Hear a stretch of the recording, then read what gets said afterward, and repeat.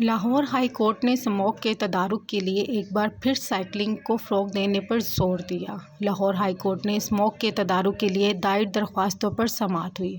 Justice شاہد کریم نے کہا کہ سائیکلنگ کو فروغ دیں تو لاہوریے 5 ماہ بعد سائیکلوں پر نظر آئیں گے۔ دوران سماعت سرکاری وکیل نے حکومتی سفارشات سے متعلق عدالت کو آگاہ کرتے ہوئے بتایا کہ ریسٹورینٹس جلد بند کرنے، جم وغیرہ بند کرنے کی سفارشات تیار کی ہیں۔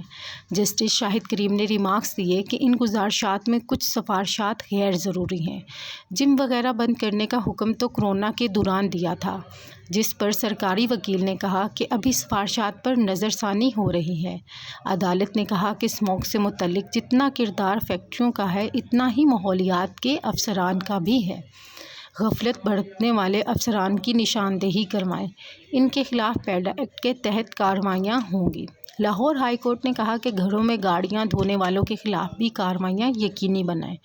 ڈولفن فورس والے اور کچھ نہیں کرتے تو گاڑیاں دھونے والوں کی تصاویر بنا کر بھیج دیں۔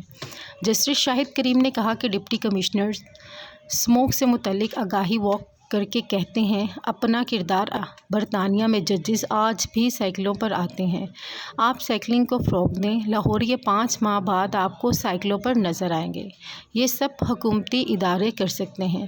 لاہور ہائی کورٹ نے اسموگ کے تدارک سے متعلق کیس کی سماعت 22 نومبر تک ملتوی کر دی۔ اس طرح کی مزید خبروں کو جاننے کے لیے میرے چینل کو سبسکرائب کریں، اس ویڈیو کو لائک کریں اور بیل آئیکن کو دبانا مت بھولیے گا۔ شکریہ۔